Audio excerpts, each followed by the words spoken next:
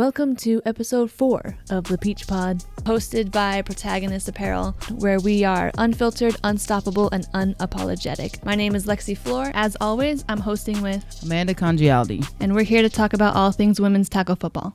So if you're joining us on YouTube and you can see us, Amanda got a little crispy this past weekend. I'm very burnt, like a burnt basted turkey. Yeah, Went to lobster. Southern Virginia. We'll do it to you. Actually, it's not Southern Virginia. I will get this burnt no matter where I'm at in the world. Mm-hmm. It could be midnight, and if you see any light shine on me that resembles the sun, pasty people problems, and my face hurts. My face hurts. You probably never get this burnt. I've never been, I don't think that burnt, maybe like once in my life. There was this one time I was in Mexico with my family. We were in Cancun, and I remember getting a blister and being like, what is this? And my family was like, I don't know.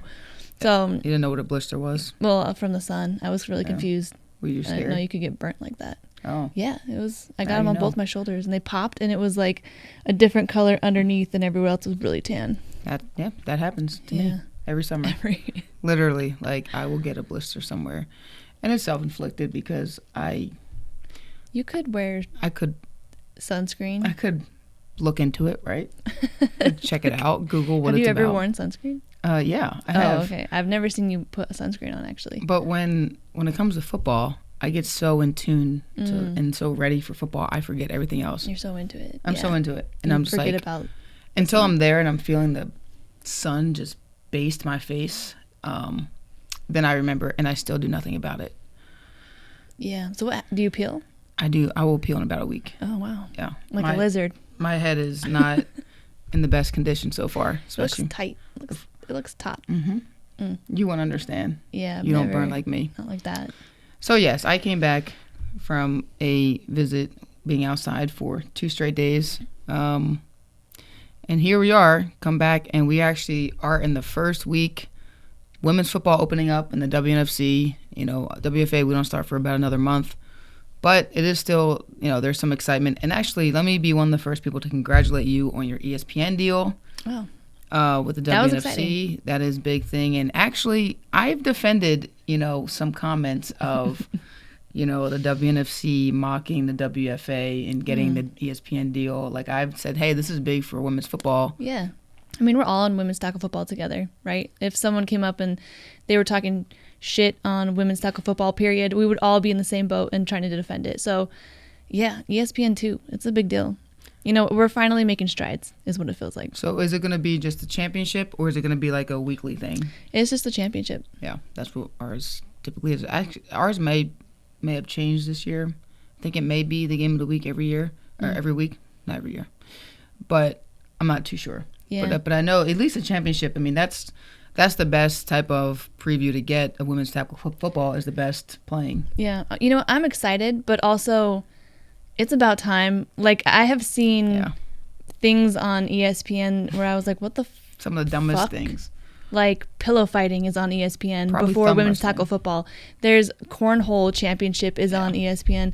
So, I mean, yes, like, I'm excited, but also a little mad resentment in a way. Like, you just it took you long enough. Well, there's also the horse, when they have a broom, but it's a horse. Oh, and they jump what is over. That called?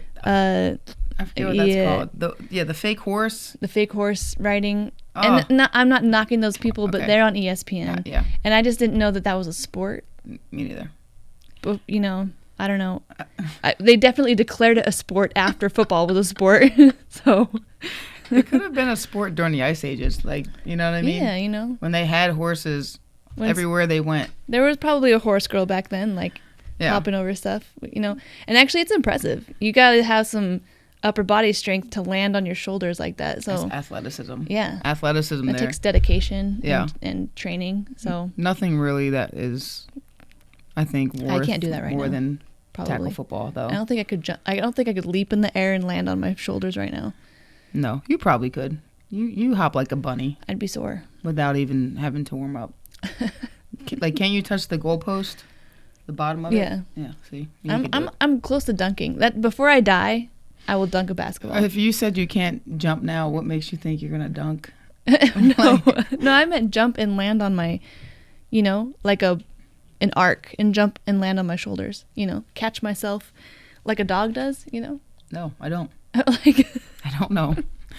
But like carry on with that. Like leap, but then aspiration. Land on my front arms and then like gallop. Like, oh shit. I don't think I could. The demonstration didn't help. Yeah, sorry. You know what I mean. Well, I'll put a video. Yeah, you guys can watch it. I would love to see the video. Yeah. But yeah, so that's big. That's super monumental. I'm happy for the WNFC that they're getting to display women's football, because that's a win for women as a whole. I would be remiss to say that the WFA probably has a lot to do with it, because we're going on our 5th year being on ESPN, and we've generated good enough numbers to where I'm sure that is something that ESPN took in consideration. Like one of our championship games had like 200,000 live viewers, which is big for women's football for nobody who really knows it exists. Yeah, I mean. So I just think it does have something to do with that, like a precursor. But there's still a lot of competitive games in the WNFC, so I'm not knocking that. Just had to add that tidbit. It'll be fun to watch. Yeah, it'll be fun to watch. And to see who comes out of WNFC.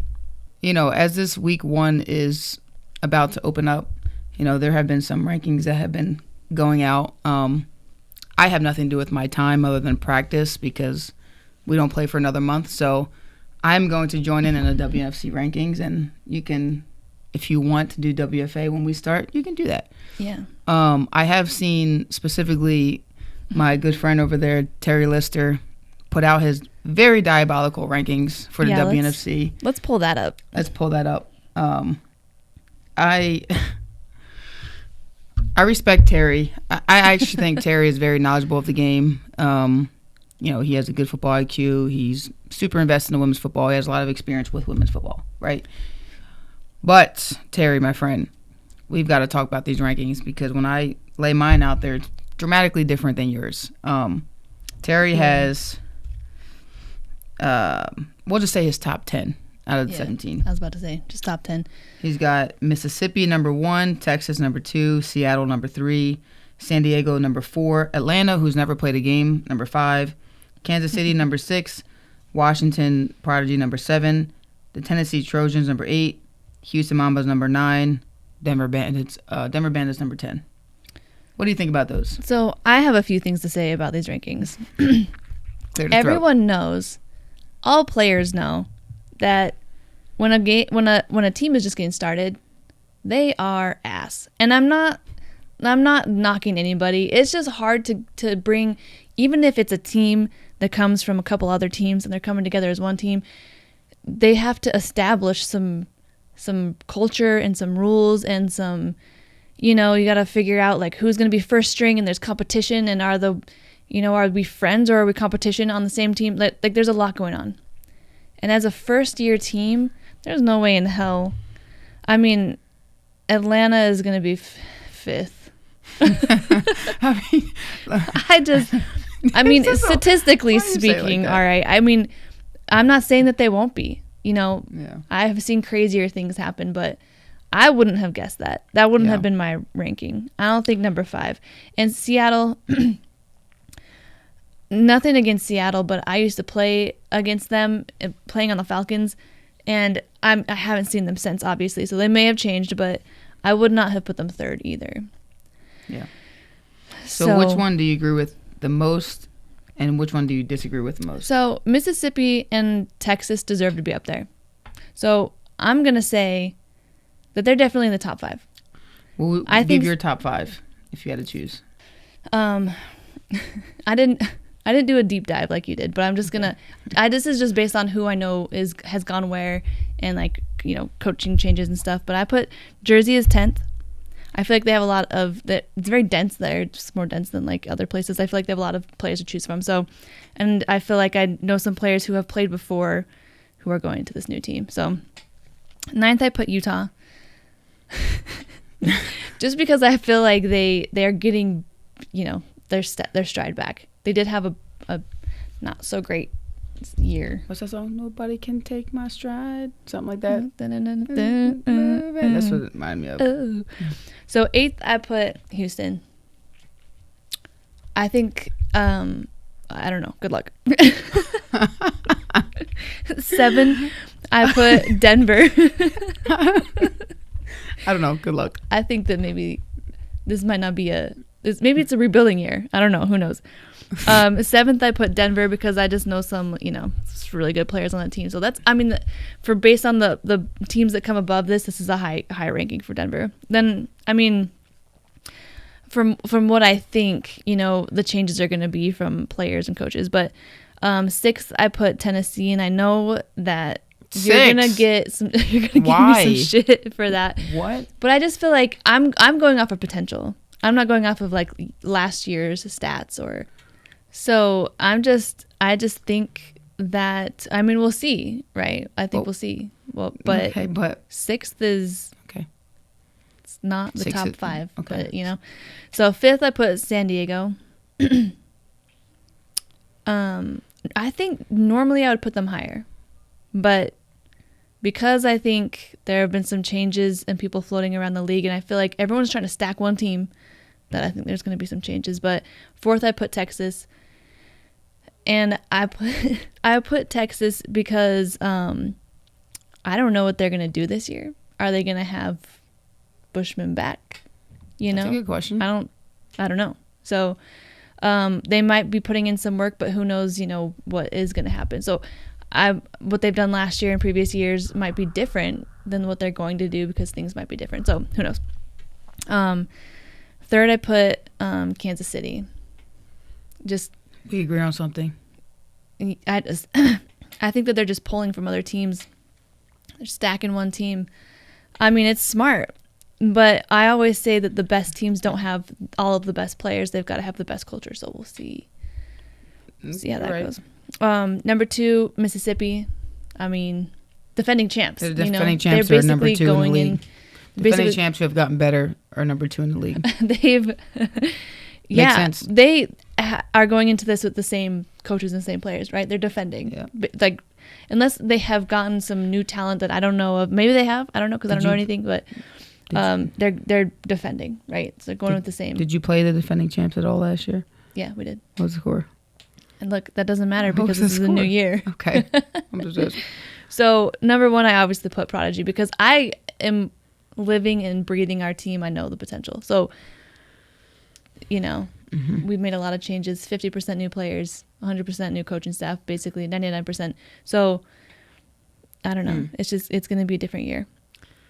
I like the confidence. I'm not going to knock your confidence that the Prodigy, is your number 1 team, right? But it's got to be number 1 in your heart, and can't be number 1 logically.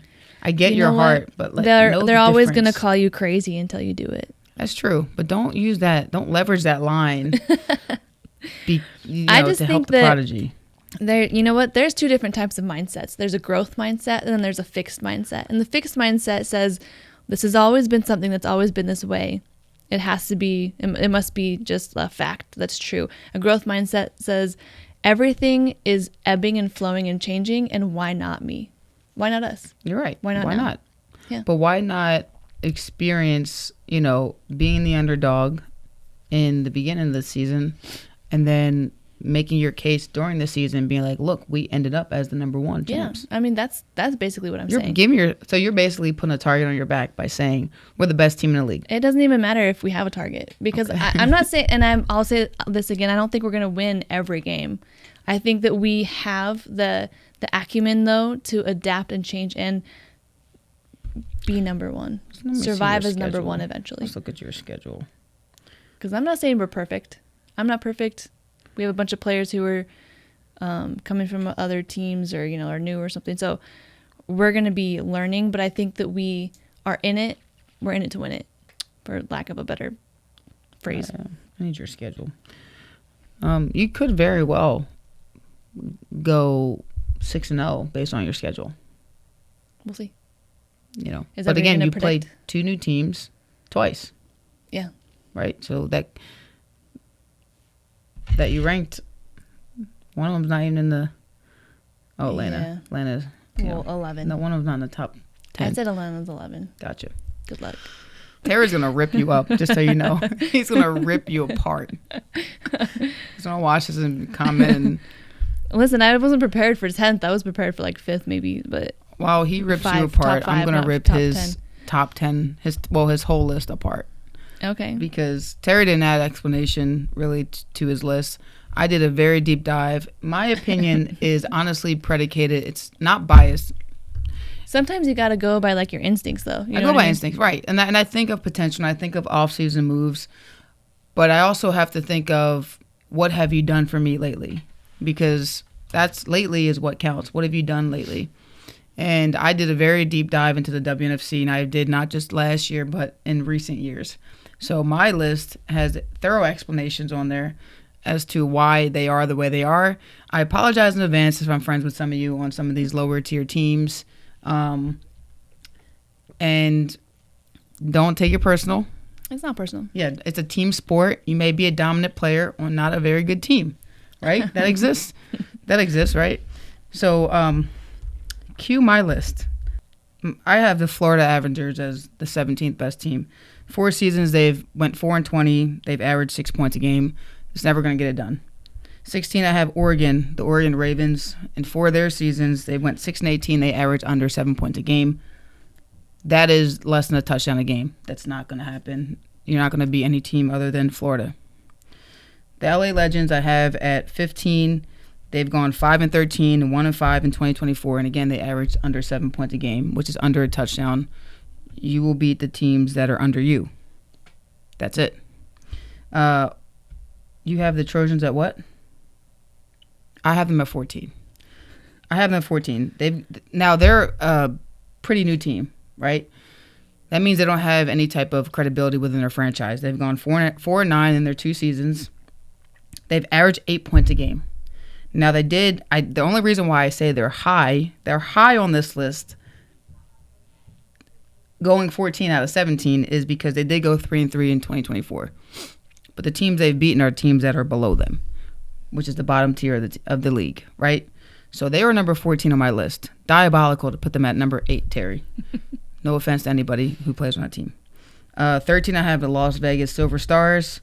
They went 2-4 in 2024, 14 points a game. They've had some solid seasons over the past couple years, but the consistency is just not there yet. So they're number 14. They're 13. 12, I have Chicago. Unknown. I think Chicago has potential because when the Force were around, now obviously this was years ago, the Chicago Force at the WFA, they were very talented. They were very competitive, but it is kind of a new era this time. Chicago is a football city, though, so I guarantee they'll generate some sort of talent and potential, and they have seem to have good ownership over there. They're going to be number 12. Right above them is going to be Atlanta. They're number 11 for me. Atlanta's number 11. They are not. What do you have them at 5? No, I had them. No. Terry had them at 5. Yeah. I'm picking his apart. Yeah. No, absolutely not. Atlanta, I can guarantee that some of the Phoenix players will play for the new Atlanta team. Some of them will stay in, with the Phoenix, whatever league they're in. I don't even know what league they're in. But even if you take the whole Atlanta Phoenix team and you put them into the Atlanta, what are they? Truth, right. I don't even think that's really that good of a team. Like, if you just take it and you copy and paste, it's not a good enough team to me to be considered top 10. However, they do have good ownership by the people who I know that own it, and Atlanta's a very popular city. Everyone wants to go there, so maybe people will find an excuse to go there and be like, I'm a football player. Now I'm going to get recruited to Atlanta. All right, here's my top 10. This is where I get dramatically different. I have 10 as Jersey Shore Wave. There's basically the New York Wolves of the WFA. Now they're the Jersey Shore Waves of WNFC. We'll see what they come up with. I do think Karen Molly coming back, who's a gunslinger, knows the game. She's played for like 32 years, knows the game really well, and she's a commander in the field. So I think that they could actually move up at some point in this season. They could have a good season. Number 9, I have Denver Bandits.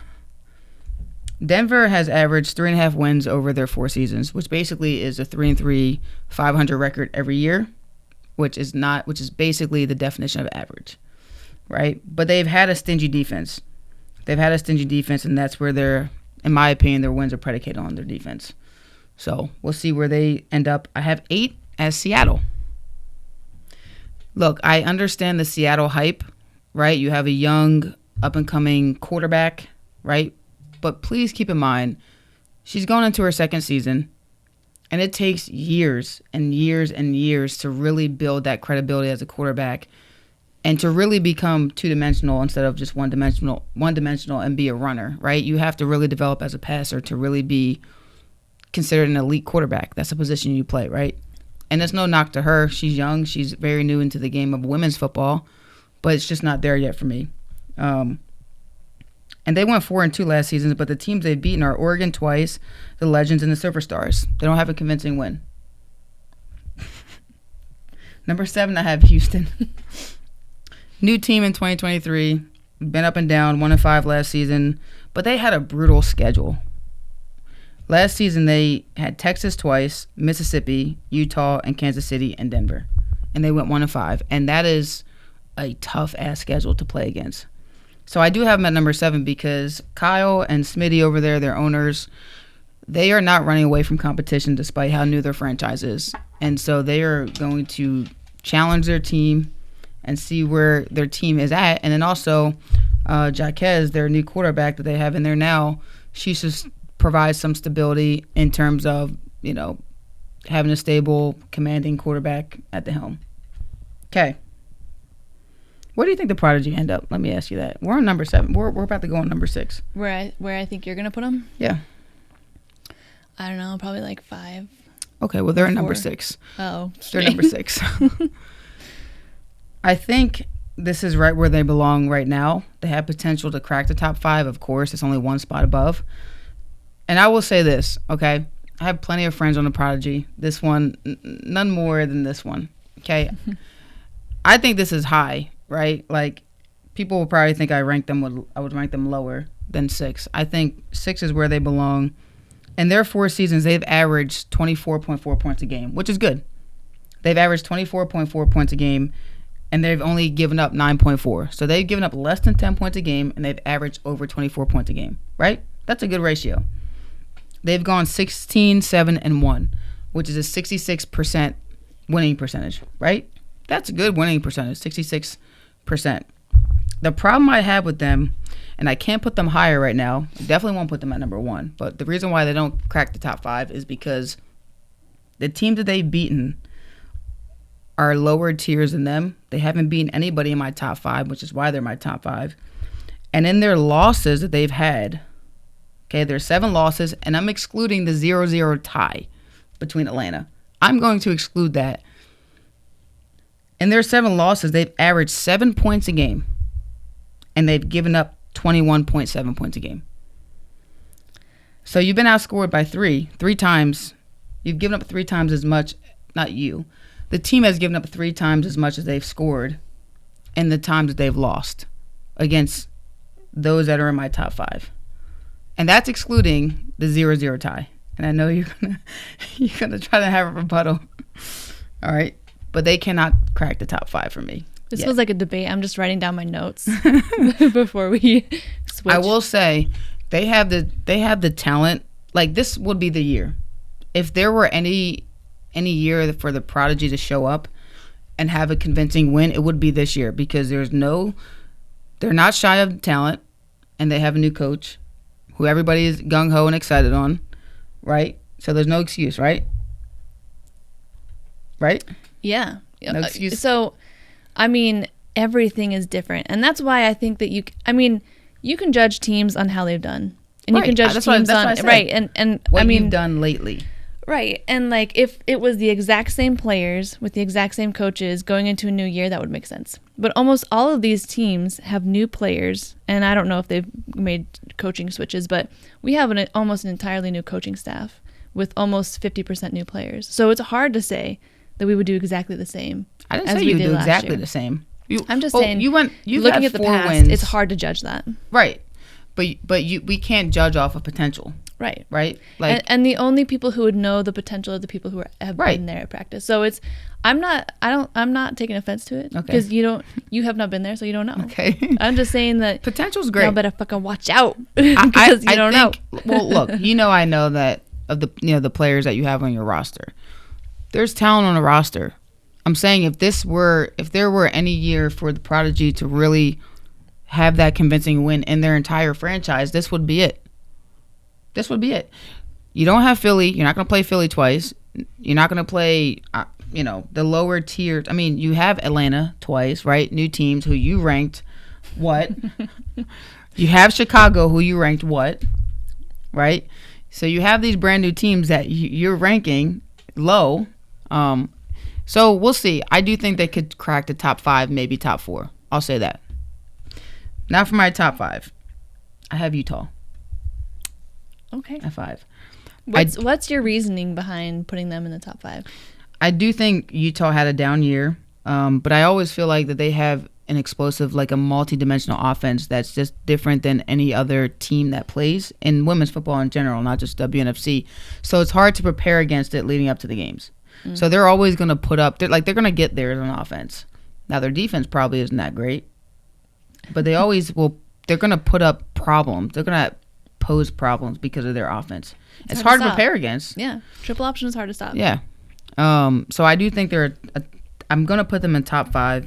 They went 6-0 in 2023, and then they laid an egg, and they went, 3-3 in 2024, and they lost to Vegas, which is wild, and they lost to San Diego, and Houston, right? But I do think that they'll get back with Sarah being back. Mm. And she runs the option mainly, right? Yeah. Well, I mean, who knows now, but yeah. Who knows now? She could throw. So 4, I have San Diego. They gave up a staggering 4.3 points per game. And they have beaten high-powered offenses like the Falcons last season, and they went 6-0. I think the team is on an upward trend, but I don't think that they can compete with my top 3. 3, I have Kansas City. And when I tell you I feel like they could be number 1 by the end of the season, I say that wholeheartedly, convincingly. The players that they got from Boston in general. Kylie O'Connor is a stud returner. Darcy Leslie is a stud linebacker. That itself will make their defense twice as better because I've played against that for a couple years, and she's one of the best linebackers I've ever played against and ever seen.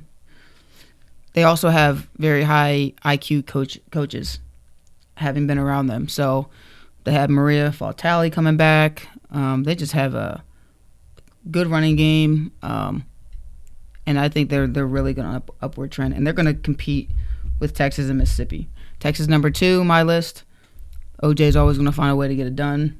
And I think Texas also has the most diverse offense. I think Texas has the most diverse offense in the league where they can pass as well as they can run. No other team can say that. They can run as well as they can pass. It's hard to defend when you can do both equally as well.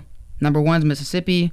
Until they get dethroned, they're gonna be number 1. The hunter becomes a hunted now. They have Deasia that came over, Deasia Scott, who's gonna change their offense and make it more dynamic.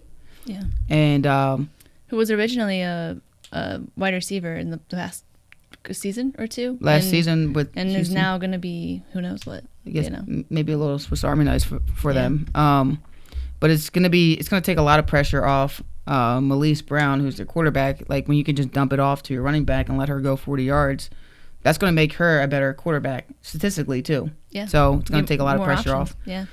So my rankings are what they are. You'll see them popped up on the screen. Let us know whose rankings you agree with the most. Mine, Lexie's, or Terry's. Let us know in the comments which rankings. Terry's going to be in there too. Which rankings out of mine, Terry's, and Lexie's, you all agree with the most in a respectful way, right? I wasn't disrespectful. Lexie wasn't disrespectful when naming her top 10. And Terry didn't say anything other than drop his diabolical list. So let us know what you feel in the comments. I would like to know top 5. With the WNFC growing, and now have 17 teams, right? They're getting bigger. They have 17 teams. The biggest knock on the WFA is there are tiers. There's WFA Pro, right? There's Division 2 and Division 3, which is developmental, right? There is the same thing in the WNFC, except like there are tiers, except it's not listed as tiers. There are those who just can't compete. There are those who can compete but still not win. And then there are the blue-collar teams. They're just not listed in tiers like the WFA lists tiers. Right? So if I were to put some of these teams in WFA leagues or rankings, right, like D3, Las Vegas, LA, Oregon, Tennessee, and Florida, 5 of those teams of the 17 teams will be D3 in the WFA. 5 of the 17 teams will be D3. D2, I would put Atlanta, Chicago, Denver, Jersey, Prodigy. Wow. Seattle and Houston. I would put 7 teams in Division 2 if they were in the WFA, based off of what they've done in their league. And I would only put 5 teams in WFA Pro that's currently in the WNFC. Kansas City, Texas, Mississippi, Utah, and San Diego. So 5 out of 17 teams, in my mind, would be in WFA Pro. But there are tiers. If you see the bottom of the league, they don't, they can't score. They can't stop other teams from scoring unless they're playing other scoreless teams. So it's not like the WNFC is far more superior than WFA in competition based off of those numbers. Like, I'm not being biased. I'm not saying an opinion. I'm giving a fact. Disagree? Like, you put some teams in like the top tier that I don't know if I would put them in the top tier. Like pro? If I were in pro. Like, who would you disagree with? Utah? I already know. We don't name names. No, I'm just kidding. Shade. I think that it's also good for teams who are not so good to play other teams that are really good, because then they know, they get a taste of, or they get to feel what it's like to play like a team that has a really great culture, or like a really great on-field presence, or even like transitioning, right? Like the way that teams come onto the field and they, do subs, or they're subbing out their wide receivers, like the way that they do that, it's good for other teams who are maybe just starting off to see how that's done. I don't disagree. So, I mean, I do agree with the tier aspect of it. There's I'm not levels. saying I don't agree, but Yeah. I think it's also good for other teams to really get like hit, or to really get, agree. To play against, because that's the only way you get better. Yeah. So when you're, stratifying teams like that, they kind of just like stay that way, right? They kind of stay at the bottom, or they stay at the top, like they're just playing the good teams, or they're just playing the bad teams, and they kind of just, because you'll only raise the bar up to a point of where you need to. So if you don't need to get any better because you're beating the teams that are at the bottom, you will not get better. So although I do agree with, sometimes it's not fun to be like blown out, right? Or to blow a team out. Yeah. It's not fun either way, right? You want competition, but I just don't know. I think that the only way that and everyone's going to get better is if they continue to play. It's a measuring stick. That's a measuring stick, right? Like, teams have to play the best of the best to see how far the gap is, in my opinion. And I think that's one of the biggest knocks on WFA, is that there's so many tiers. Now, I will say, and I will say this to the day I die, the WFA is watered down. There's 58 teams in the league, right? That is the biggest issue with the WFA. I will take it to the grave with me. I will take that to the grave with me. But the good thing, like what you were saying, is like you need to see that competition. It's like each year you see, the way the WFA does it, if the D3, whoever wins a D3 championship moves up to D2. They automatically have to get moved up to D2, right? And that's how that should be, right? Then, you compete in that league, and then you get moved up to WFA Pro if you win the championship there, right? And there have been teams that have made strides. They won their league, and then they've beaten, like, they're a D3. I think there was a D3 team last year who beat a pro team, right? I think OKC moved from D3 to D2, and they beat Mile High Blaze, which was a D1 team, right? So even though they were listed as D2, they beat pro, right? So when the knock is like, well, you have pro team playing D2 teams. Well, D2 teams can compete now, right? They've had that experience. They've developed, right? D3 is technically the developmental league. And it's good that there is a league that can develop teams, can develop players, can develop coaches, in my opinion. But not as many teams as there are. I think there should be a cap with like maybe 30 teams. You know, you have some 10, 10, and 10. 10 D3, 10 D2, and 10 Pro. That's just my opinion. Yeah, I mean, I agree. Yeah. But I don't know.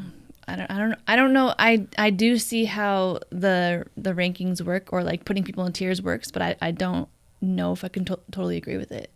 You know? I mean, I see how that happens if you have a ton of teams, that makes sense. Because look at all of college, right? All of college can't play all of everybody. You have to put them in tiers.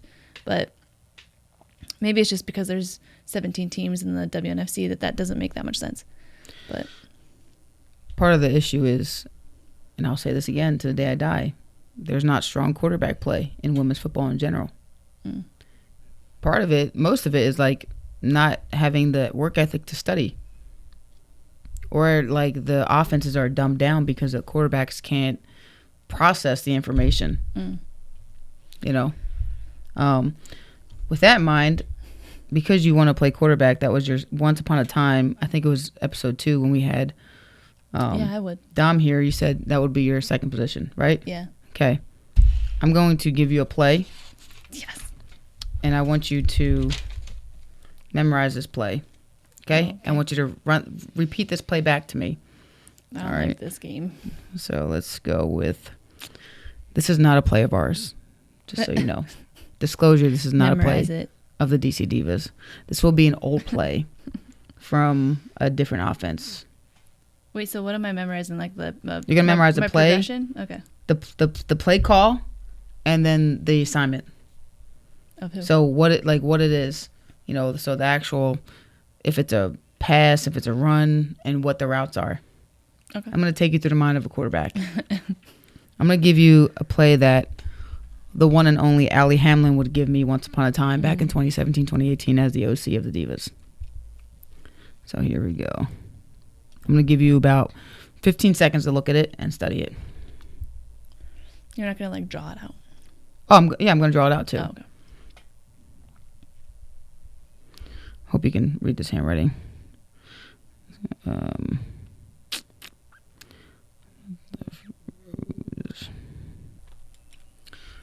The play call is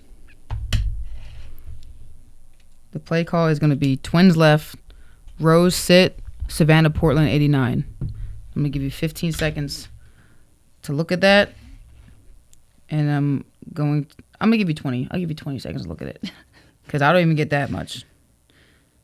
20 seconds. What is this? They're sitting right there? Yeah. Okay. Twins left, Rose sit, Savannah Portland 89. Okay. You got 15 seconds left.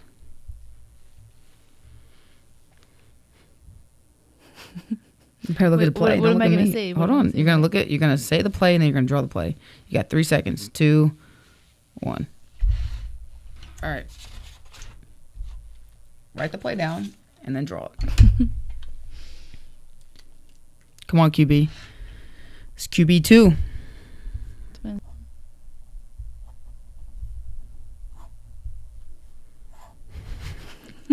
All right.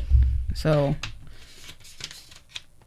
this was mine. We're going to compare. So this was mine. Cue the zoom. All right. Twins left. Rose sit, Savannah, Portland 89. This was Lexie's. Twins left. Savannah, Rose sit, Portland 89. That's okay because you can say that in that order. Still the same thing. But you got it right. Yeah. So, so you have the mental capacity to play it. Wow. So this was a test. This was a to see if test. I'm smart or not. But one of the things is like not a lot of quarterbacks can absorb that information. So you're already on your way. Now you have to do it when the coach is thinking of it. And then he says too much, and then he changes it, and then he sends you to huddle, and now you have to remember it because that's what my OC does.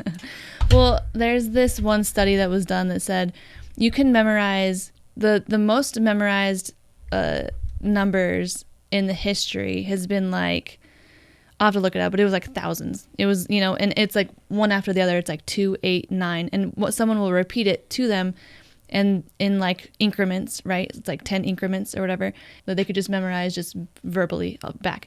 And the way that they decided that they could memorize it was saying that they would memorize the numbers in chunks and of what that chunk meant. So like 2, 8, 9, 10, something 11, 12 or whatever meant a story to that person. And the person said, oh yeah, 8 is a monkey. So if 9 comes after that, that means he's pulling like a coconut down. So he just remembered a story in the way of a number. Some people do that. So he was visualizing something as someone was saying something, and he just remembered a story in the way that they were doing it. Remember a story? Well, from my foundation, I wasn't remembering a story, but I was thinking of the things that I know. So I know what this combination is called. I know what this combination is called, and I've seen a sit before. I know what a sit is. So I just knew that R is probably on the right side. So then just my foundation of the things that I know. Next episode, you're going to be tested even more complex. I don't consent to being scrutinized. I'll just cut it. I'm just going to cut it. All right. So with that, we're going to end the show giving our take on who we think will win the Week 1 matchups. Let's do it. Week 1 matchups of the WNFC. Don't be offended if your team is not chosen, please. The Prodigy is going to play the Atlanta Truth. I wonder what your take is. I think that we're going to win. Are we going to go actual game points score? No, we're not going to go score. We'll just go. Okay, yeah. Prodigy. They're a brand new team. That's, and so I don't think they technically know how to play together yet, but. No, I agree. I agree with that. I think the Prodigy is going to win. Atlanta's just too unknown.